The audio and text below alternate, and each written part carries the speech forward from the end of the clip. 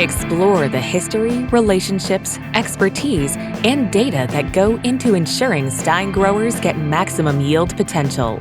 This is the Stine Seedcast. Here's your host, David Thompson. Hello, and welcome to the Stine Seedcast. I'm your host, David Thompson, National Marketing and Sales Director for Stine Seed Company. We've got another great episode lined up with special guests, expert insights, and discussion on everything you need to know about maximizing yield potential. On today's episode, our special guest is Charlie McKenna, Director of Sales for MyYield. Welcome to the show, Charlie. Thank you, David. So MyYield is a manufacturer of innovative seed treatment systems. The company works with growers to take advantage of the latest seed treatment technologies, from applications to base chemistries, active ingredients and overtreatments, and more. As Director of Sales for MyYield, Charlie leads their sales division so that they can educate customers on the benefit of the MyYield seed treatment technology and return on investment for seed inputs. Today, he's going to walk through some of the advantages of seed treatments, including on soybeans, and the various options that are available out there for growers. So let's get started.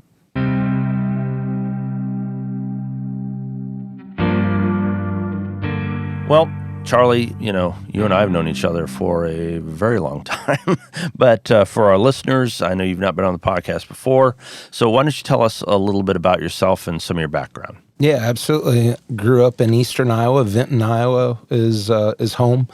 Dad and Mom were in the seed business, family farm, etc. And so I was just kind of always around working with farmers at a young age. We just, it was something we always did with plot days and things like that. Went to school at Iowa State and kind of thought maybe I'd end up in the seed business too. And had exposure to the chemical business, which is what my grandparents were actually in. And so had kind of a seed background and a chemical background, and that created the perfect opportunity to go to work for a startup company called a Grivo at the time, back in the mid 90s, if you will, and so helped launch Liberty Link, and hence some of our relationship began back then, I guess, with launching the Liberty Link program and Liberty Link. So Agrivo turned into Aventus turned into Bayer. And so I spent quite a few years working for Bayer and legacy companies, various roles and responsibilities while I was at Bayer. Wonderful company. I just had a wonderful time working for those guys. And at the end of my life at Bayer, I really got exposed to our seed treatment business, launching Olivo, Poncho Votivo, a lot of those technologies, selling seed treaters to a lot of the big commercial drum style machines. And so I just had a strong background in seed treatment and seed treatment equipment. And a recruiter reached out to me and said, "Hey, Charlie, there's a small seed treater company in Oelwein, Iowa, that's building treaters more designed for a farmer to do it themselves with what they want, when they want, as they want." And I'm like, who in the heck would that even be? I live in this business, and I couldn't even think of who that would be. And at first I'm like, yeah, I'm probably not your guy. I'm not interested, but I'm curious. And so I went over there and I took a look at what they had. It was fast, it was easy, it was accurate. I'm like, I know 30 farmers right now that would probably just take this on themselves and do it themselves, really empower themselves to do it. And so, left the big corporate world behind, I guess you could say, and I've been here for just short of a decade now. Wow. And started off just kind of empowering farmers one at a time to take control of this process themselves. And so, like you said, I mean, a decade with MyYield, but prior to that, several years of experience within, the Bayer system as well. So a fair amount of your career being spent in the seed treatment side of the business. Yeah, absolutely. It's just it's a fun space. I enjoy the challenges that come from it. And it's just a lot of times people don't realize it's a full-time job just focusing just on seed treatment, let alone, I don't know how everybody tries to be experts on herbicides, fungicides, anhydrous and fertilizer and fertility, all of that. It's just it's a full-time job for me just with just seed treatment alone. So I can't imagine trying to be an expert on all the rest of it. So you talked about, the company you went to work for is called My Yield. So tell us about My Yield and their offering and what they do. Yeah, absolutely. So My Yield is we're really the only company in the industry that we build our own treater. We can customize and build pretty much any seed treatment blend that the farmer or seed dealer would want and sell it to them in the quantity that they need. And then we provide that on-farm support and training where we can come out and teach you how to do it yourself and show them what it should look like and what it shouldn't look like, what's normal and what's not normal. And so we try to be that one-stop shop, if you will, for anybody. Maybe you're a farmer, maybe you're a Stine ISR. We don't really discriminate. We try to treat everybody the same. And so it's really taken off with folks in 27 states now. I think we've got equipment in. And so, I'm just an Iowa farm boy, and I had to learn how to treat cotton in Louisiana and Mississippi. And so it's just been a wonderful experience, just learning all these new crops, etc. Good. Well, I wanted to do an episode about seed treatment. So once I thought of that, I thought, well, I gotta talk to Charlie. You're going to be the guy. So brought you in today to talk specifically about soybean seed treatments. We're the seed guys, right, at Stine, and so we really focus on the genetics inside. But seed treatment on soybeans continues to grow, continues to be a big part of the business and the industry. And so I guess to start things out, it occurs to me there's probably more than one way to evaluate the benefit of seed treatments. But in your mind, when you're talking to growers, how do you advise that they should be looking at seed treatments? Yeah, I think it's something that's really starting to get traction and get control. I think guys have got to start looking at the differences between all of the different technologies. Back in the day, when Dad sold seed, we sold soybean seed at, people were planting at 200 or 220,000 plants per acre, and if they drilled it, and so and of course then the seed treatment technology came out, your Apron Maxes, and then along come the insecticides with your Cruiser Maxes, etc. And so the thing really started to evolve, and guys started to figure out, if I treat these things, I don't have to plant them as heavy, and they'll help, they can still kind of bust through the crust. And we're just getting smarter and smarter about soybean production. And soybeans have went from being, well, I'm a corn grower that I also happen to raise soybeans because I have to people are saying, you know what, if I focus on soybeans and I treat the soybeans as good as I focus on my corn acres, my soybean acres can be very profitable for me. And so I think a lot of the thing that's changed about this is we've got newer tools, newer active ingredients that are providing better solutions to the old problems where, the old just throwing on a base generic fungicide maybe isn't quite as good as what some of the newer technologies can provide in terms of stand establishment and getting seed up and out of the ground, quickly and evenly. So, and I want to talk in a minute about some of the different combinations and technologies that are out there. But, again, looking at, it occurs to me that there's a lot of things going on in the seed treatment space. So, as a grower, the ultimate measure of success is I suppose, is yield. But at the end of the day, does on-farm success predicted by the research that's done, or how do growers sit down and evaluate what makes sense for them? I think that is probably, if I think back, 10 or 15 years ago, you go to the ICM conference at, I'll pick on Iowa State, right? And they would present their data and they're like, well, it doesn't look like treatment paid again. And you look at the IPSA trials across all of the different seed treatments, and you might see, treated versus untreated barely be a half a bushel better, right? Like when you're looking at the research plots and data, and it's like the thing that, I think that definitely delayed its adoption.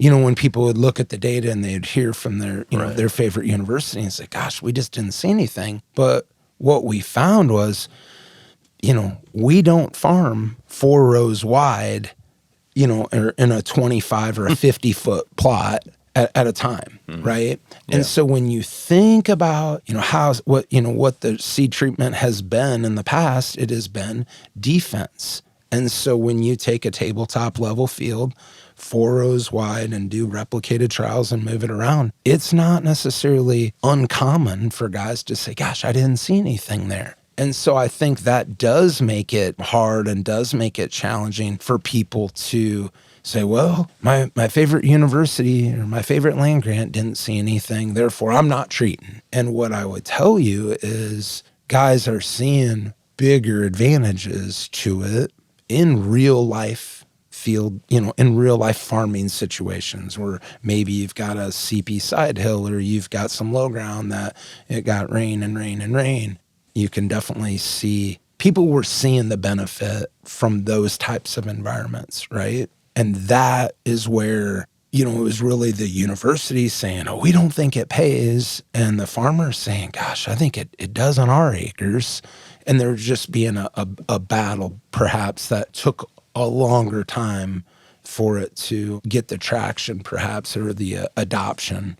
Well, and it's kind of an interesting scenario because, again, from our standpoint, from a genetics standpoint, trying to level the playing field is what you're trying to do, right? To evaluate those genetics, so the extent you can, you're going to use flat and black dirt because you want those genetics to stand out. But like what you're saying here is, well, but that's not necessarily going to be the environment that's going to show the best outcome or is not necessarily going to show the true outcome on a whole field average just because it's highly managed and it's kind of a micro environment within that field, right? Yeah, I think that's the way to look at it. In the past, historically, defensive seed treatment, it only can protect you from pathogens that are in the soil, right? Yeah. So if you have a field that was pattern tiled and laid perfect and it was the perfect spring, it's not uncommon for someone to say, well, I did treated versus untreated and I didn't see any difference. I would agree. That's a very possible outcome with old school, defensive seed treatments. That could have happened. Sure. The challenge back or, what a farmer would say to somebody that had a situation like that is, it's kind of like homeowners insurance. Just because your house didn't burn down that year doesn't mean I didn't need the protection and, and the safety that can come from that. And so for a very small investment, you can get quite a bit of protection. It's, the old saying, name one thing a farmer likes to do once but doesn't like to do twice. Planting, right? It's nobody likes to do it twice. Yeah. So certainly there's benefits to getting it out early, getting that stand up, and that's becoming more and more clear as time marches on.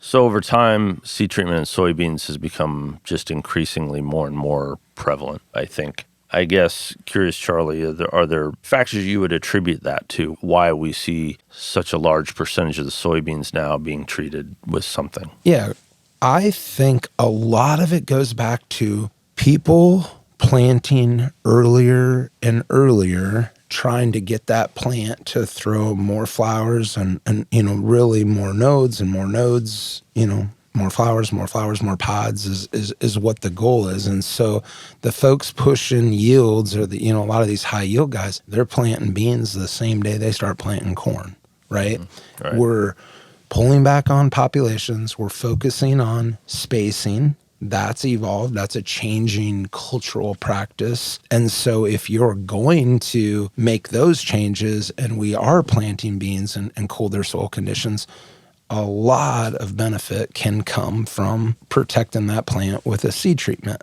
Think about all of the, sometimes the sudden death problems, are certainly more of a point of infection with the earlier planted soybeans. And so, your Olivos and your Sultros definitely have shown some bigger benefits to guys. You start getting hit by SDS at 20 bushel an acre. that pays for seed treatment for a long, long time, to the point where guys are saying, yeah, I'm not planting beans without a maximum defensive package. And that, I think, is probably changed more than anything else. Is just our mindset of when we used to plant beans the end of May, first part of June, to a lot of beans in Iowa are getting planted in April, if possible. Yep, we're definitely seeing that trend. Mm-hmm. So talking specifically about seed treatment in soybeans, there are obviously a lot of different kinds of seed treatment. I wonder if you would break down for me just the basic subcategories that go into seed treatment on soybeans. Yeah. So I think the thing that you've got to you're always looking to try to build a blend that goes after, your Pythium, your Phytophthora, your Fusarium, and your Rhizoctonia. Those are the big four that you're going after. And so you're trying to build a fungicide package that goes after those big four. And there is a lot of different ways to try to accomplish that. And everybody's got their opinion on their way to do that. We're saying we always try to take more of a maximum defense approach at my yield, where we try to jack up the rates because we have farmers that'll plant beans on the Canada border, and we've got them in the Delta and in Louisiana, Mississippi, etc. And so we see all kinds of environmental conditions. Therefore, that constantly is causing us to build this stronger, more robust defensive blend, so we don't ever have to say, David, I'm sorry, I tried to save you too much money and we were too light on some of these rates, and now you've got to, in fact, go out there and replant these. We've just taken a different approach to that. So I think that the thing that you're always trying to figure out is, what are the products in my blend that are getting me control for the Pythium, the Phytophthora, the multiple Fusarium species, and Rhizoctonia? What I can tell you is there are a lot of newer active ingredients that are really providing better control than what maybe some of the stuff has been, 15 or 20 years ago. And so I would want to know what those, what my seed dealer, was recommending. What's the co-op recommending for this and why? Because some of these newer AIs can really provide more protection, and then getting that more even, uniform stand establishment has been a big deal. Okay. From an insecticide standpoint, again, everyone's kind of working with the same thing there. You're working with the neonic classic category. The neonicotinoid is a wonderful tool. We all need to steward that tool, steward that technology to keep it around as a viable solution as much as we can. So you're looking for a fungicide insecticide blend that provides that protection is what you're really going after. So I think over time, you've got fungicides and insecticides have kind of been the foundational elements of seed treatment. Is that fair to say? Absolutely. More recently, we've now gotten into the world of biologicals. So that is a space that I think there's a lot of things going on. I guess what are your thoughts there? I think biologicals are really the future. If you and I develop a new seed treatment this afternoon in our garage, and we think, man, this will be a great product to go replace metal axle with, right? Think about the amount of money that's going to be spent to develop a registration for that. For a product that costs $1 or $2 per acre, nobody's investing in that space, right? Everybody wants to invest in some fungicide that they can spray through the airplane and make, $18 an acre on. So in a lot of ways, biology is kind of the next frontier in terms of, from an ROI and a cost effectiveness, guys are able to see some positive results from it. It gets to be a very confusing space for farmers, for seed dealers, because there are 1,300 different biological companies out there right now, and everybody's kind of got the same verbiage they all sound alike in terms of what their benefits are. Let me guess, you're going to improve germination. Let me guess, you're going to even up my stand and give me better vigor. It's a similar story across a lot of these, and that's true. That's how they do it. It's just the way I kind of like to explain it to people is biologicals can be broken up into, almost all of them will fall under one of four categories. They're either a fungi, they're a bacteria, they're a food source for fungi or bacteria, or they're basically under the plant growth promoter category. So when you're talking to somebody that's telling you about their biological, I want you to think, is it which one of those four categories does it fall under? And am I already doing something like that? Okay. And so you're not doing an overlap of the same type of technology. And so I think that has been an area of emphasis for our team, with any of our regional seed treatment specialists, where we're trying to help educate growers on, tell me about your biological, what's the product you're using on your farm now, and let's see how that works with what we're trying to put on from a seed standpoint. So in an overall sense, you can have a fungicide component, which is basic chemistry. You can have an insecticide component, which is basic chemistry. Then biologicals, which sort of bridges over all of that. In some cases, can be one or the other, or both, or something completely different. Yeah, it really can. I mean, there's biologicals that help start to fill in some of the gaps where some of these fungicides are starting to fall a little bit short, perhaps. So there's biologicals that you could add in to help beef up your disease control. There are biologicals that are nothing more than putting a food source on the seed to wake up the biology that's in that spermosphere right around the kernel of seed, and get that, creating that give and take, creating that bartering environment with the plant right away. And so, we just take more of a holistic approach to it, where we're saying, don't just go throw a fungi on and hope it works. We're saying, if you're going to do that, make sure there's a bacteria, because the fungi is a secondary colonizer. And if you're going to put on bacteria, you better pack it a lunch and put on a food source. And if you're going to put on a food source, make sure you're using some type of a plant growth promoter to get the roots growing quicker, so that biology can actually be sustained on the seed once the food source runs out. So it's a more holistic approach.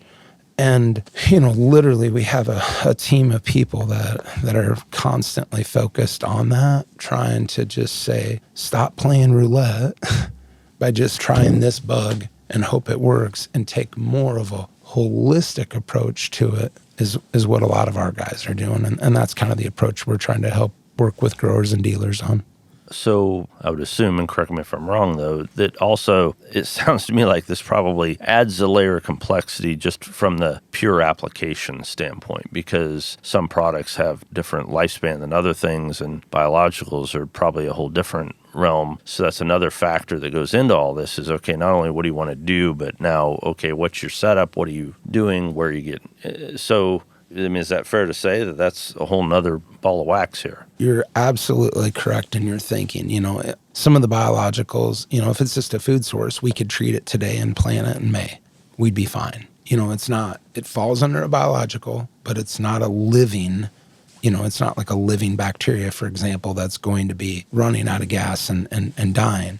There are there's other bacteria that we recommend as a game day treatment. Our best results are treat that box of corn and then plant that. That one goes in the ground that day. So you're spot on.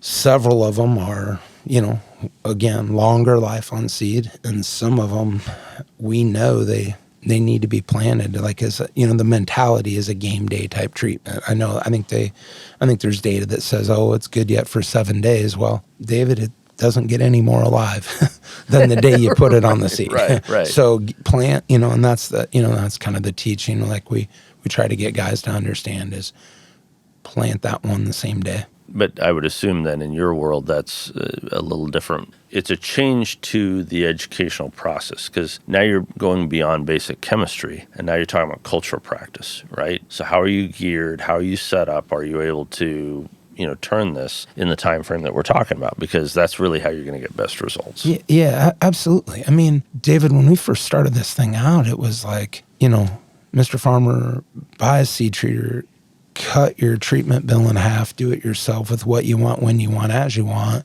And then it really evolved to guys getting more certainty that they weren't just getting, colored water. They were getting exactly what they thought they were because they watched, they put it on themselves. That much chemical went on that many beans. And now where it's really started to evolve is guys are like, I want to expand my operation and, just maybe the local ag retailer doesn't want to do something as a game day treatment, right? Or, doesn't have the ability to do something like that. And so when you have your own machine, you can start to figure out for yourself, like what works for me on my farm and try to get those, I like to say base hits, stop trying to get home runs and just try to get a base hit. Just get on base.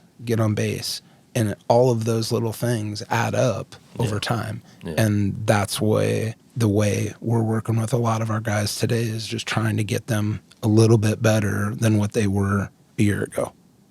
So you just touched on something that I guess it leads me into another question. As we go through all this and all these various seed treatments and, of course, all of these combinations, so many different combinations and recombinations, I think that's a pretty daunting task for anybody, particularly the farmer. And in some of those cases, your choice in treatment may be dictated somewhat by where you're buying your seed in some cases. So in some cases, that might be the right choice for you as a grower because you're not geared or set up to do that. But I guess, what advice do you give to growers? What are the questions or the ideas they need to take into account when they're going to talk about their seed purchase and what they're going to do for seed treatment, whether it's something they're going to do or whether they're going to have that, they're purchasing that through a retailer or someone who's doing that for them? What do they need to be asking the question about? I think that's a whole nother, that's just a whole nother discussion. But I think the basic questions that you want to be asking is, how did they get to that decision? Why are they recommending Olivo? Why are they recommending Sultro? Why are they recommending blank FNI? And have a good, clear understanding as to why that retailer made that recommendation. And the other question I would be asking is, so what else are they trying and what else are they looking at? Because the game is changing. Putting on the same thing that we put on 5 years ago, that's just not where it's at today. The guys getting the higher yields, they're continuing to evolve and they're continuing to advance. And so this concept of running the same old thing that heck Dad put on his acres just isn't really where this thing's going. So you would want to have a discussion, whoever's treating your seed for you now, if you're not doing it yourself, you would want to know what are the different things that they're looking at. And if they have a good response to that where you can, feel good about that, great. If you're not happy with the response to that question and they're kind of flat-footed, well, I don't know, somebody upstairs a lot higher than me makes those decisions, yeah, that's probably not the answer I would want to hear. And then I might look at, for other opportunities for somebody that's got a machine that can put on anything under the sun, or, look into doing it yourself. So you talked about some of the change that's happening and some of the interesting things going on. What's something that you're excited about in the seed treatment sphere that you and your folks at My Yield are excited about? Yeah, I think from our standpoint, we're just we've been working on it for quite a while. And, Tyler, working in our greenhouse program, has really developed what I kind of claim to be an offensive type treatment, where in the past, you've just had disease protection from, your Pythium phytophthora, Fusarium rhizoc. Well, as we talk about, maybe you've got a perfectly pattern-tiled farm, and if you plant it on the perfect day and you get great growing conditions for the next 30 days, that the grower wouldn't have seen any advantage to of treating those beans. Well, there are some treatments now that we're kind of more going out on offense with to increase yield, even in the absence of the traditional seedling pest and disease. And we're trying to kind of help our growers and improve their yield from that standpoint. And so that is definitely something that's been changing over the last 5 years, from just being hey, David, save a bunch of money, do it yourself. That isn't the reason to do it today. The reason to do it today is yield. It's how else can I take another step forward on my operation? And of course, with commodity prices starting to kind of pull back and yields being challenging, it's got to be about yield, using technologies that help improve yield. And probably more so, I guess instead of viewing it as raising the floor, you're talking about, raising the ceiling, right? Potentially. Yeah, I think that's a great way to say it. So for growers who are, right now trying to make their seed decisions and trying to make their crop plans, and they're wanting to learn more about the seed treatment sphere, where do you recommend that they go? Start with any of your land-grant universities that have a good base. I think that's a great place to start. Being able to learn the terms, learn the terminology on what the different active ingredients are. Why am I using this active ingredient, and what is it trying to control on my field? I think any of the land grants would have some good data on that. Iowa State, Wisconsin's got good stuff. LSU in the South has got some terrific stuff. So just any of those is a good place to start. Certainly visiting our website, The Empowering Farmers, we've got articles and stories on there about how you can use seed treatment to actually further advancement of your farm and improve the overall return on investment for your farm. And that's definitely the next level. And then just reaching out and having a conversation on what we can actually do to help you. Awesome. Well, Charlie, thanks so much for joining us on the podcast today. We really enjoy the partnership we've had with you and with MyYield, and your continued commitment to improving the ROI for growers all across the United States and sharing your knowledge about seed treatment technologies. Thanks for joining us. Absolutely. It's been my pleasure. Well, that's our time for today. I want to thank our guests and our listeners for joining us on another episode of the Stine Seedcast. We'll be back again soon with more expert interviews and insights about all things Stine. And to never miss an episode, subscribe to the Stine Seedcast wherever podcasts are found.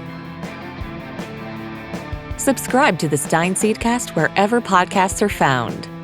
To learn more about Stine and its elite corn and soybean genetics, visit stineseed.com. Stine has yield.